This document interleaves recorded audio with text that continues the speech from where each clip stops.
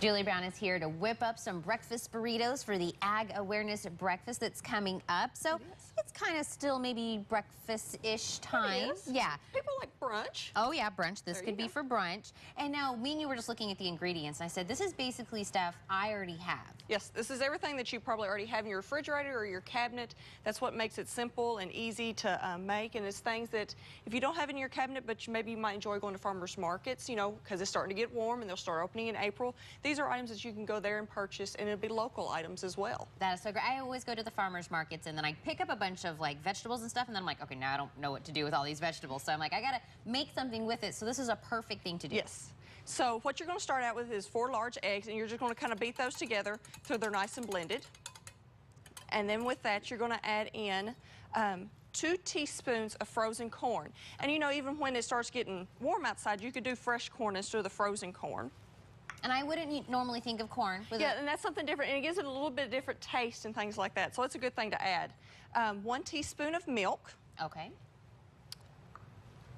2 tablespoons, I'm sorry, of green peppers. You're going to do 1/4 cup of chopped onions. 1 tablespoon of tomatoes.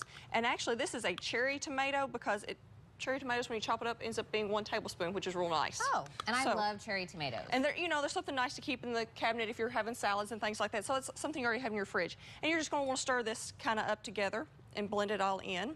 And again, that was all veggies. It's all veggies. At like the farmers markets, and that's always a good way to kind of combine a bunch of veggies. Yes. Maybe slip it in with the kids. And this is actually, I made this recipe for my husband and kids, and have a 4-year-old that is very picky about what he eats.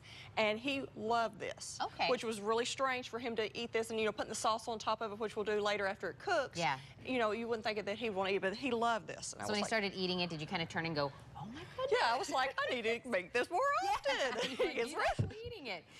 So this is 2 ounces of ground sausage that has already been cooked and drained. And then you're going to do, I'm doing a teaspoon of spicy brown mustard, but you could do yellow mustard, you could do Dijon mustard. It's whatever your taste is. I just like the little extra kick that it gives. Okay. And I mean, you were talking ahead of time about if somebody wants this more of like just veggies, you could just leave out the meat. Yeah, you could leave out the meat. You could, you know, as it comes along, you could add in summer squash, you could add in mushrooms, zucchini, you know, whatever you may have in the kitchen. Okay. Instead of green peppers, you could do yellow or red peppers, you know, whatever you like. 1/4 teaspoon of garlic powder. Okay. And again, that's something we have in our spice rack. And it also, you could do garlic salt, maybe if you don't have garlic powder. And then this is optional, but I kind of like it for the taste. This is Tabasco sauce. Okay. So you don't have to use it, but you could, and it's 1/4 teaspoon of it as well. Okay, and that, like you said, it's that little bit of kick in there. So that's something you can leave out if you don't like it, kind of like you could just use regular mustard instead of spicy brown. Instead of spicy. Depends on what you like. Kind of like the sausage, you could make it a spicier sausage where I just use the, you know, plain or sausage. So you can do whatever you want. How many burritos is this eventually going to make? It's going to make 4. And this is another good thing about this recipe is you could double this recipe and do like a 9 by 13 because we're going to put it in an 8 by 8 dish. Okay. So you could double it. You know, if you have a larger family, this will feed, you know, 3 people easily, 4 people, I guess, if you each have 1 burrito.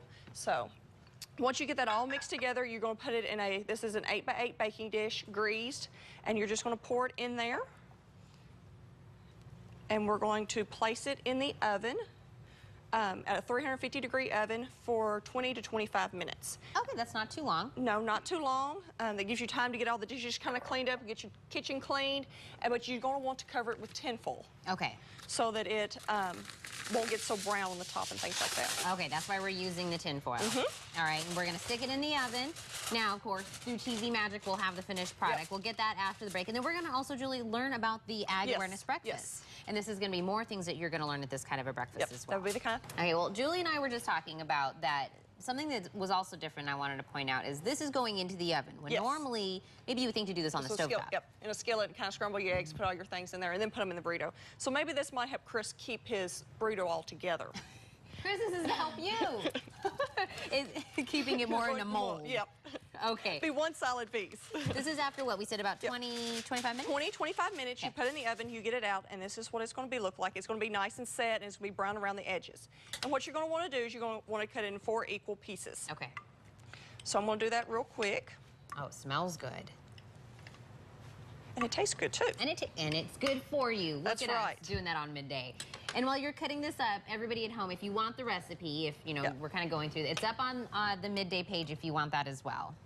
So, and I'm using whole wheat tortillas. Obviously, you don't have to use whole wheat tortillas, but it does make them a little bit healthier for you, I guess. And that makes it very easy to wrap. Yeah. Now it's Just in a like little that. formation. Yep.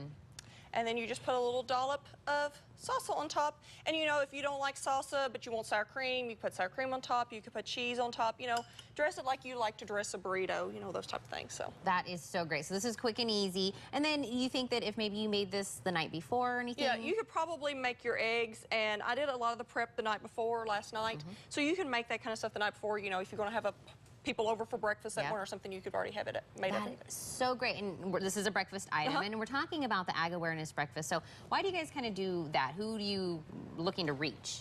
The Ag Breakfast is put on by the Warren County Ag Foundation. And we do ag awareness events throughout the year, and one of the ones we do in the spring is a breakfast. And we are wanting to promote ag awareness. Next week is Ag Week. And doing this, we are promoting agriculture in Warren County. And in Warren County, we have over 1,800 farms in Warren County, and we bring in about $4 million worth of income to Warren County through the farms.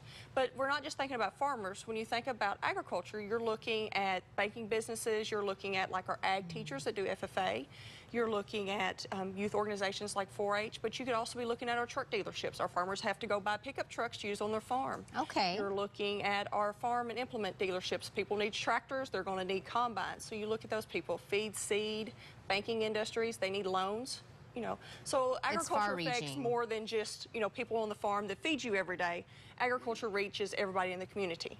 And so that's why you do a breakfast, to kind of bring all of those people together. So the breakfast is next Friday at 7:30 at the Corvette Museum. And we will be serving breakfast. No, there will not be breakfast burritos, but we will be serving local products, from the eggs that we will be having, scrambled eggs, to the potatoes, to the juice and the milk. Some of the meats we'll be having is country hams that were cured by local Warren County 4-H members, so that we'll be serving. So it's showing that Warren County has lots of agriculture. Even though we seem kind of like an urban county, we are still very rural in Warren County. Some of our sponsors we have is Warren RECC, Leachman Buick, Independence Bank, and Farm Credit Services are our big sponsors for these events and the other events we put on throughout the year as well. And again, like, because you said it's far-reaching. It's not just the farmer. They've got a lot of people that they have to network with to make it happen. And so how can people come out to the breakfast? They need to RSVP by today at the Warren County Extension Office, and the phone number there is 842-1681. And just give us a number that just so we make sure we have plenty of food, you know, plenty of space for you to sit. But it's open to anyone. We will have a guest speaker, Bob Stallman, which is with American Farm Bureau, will be coming to speak with the group.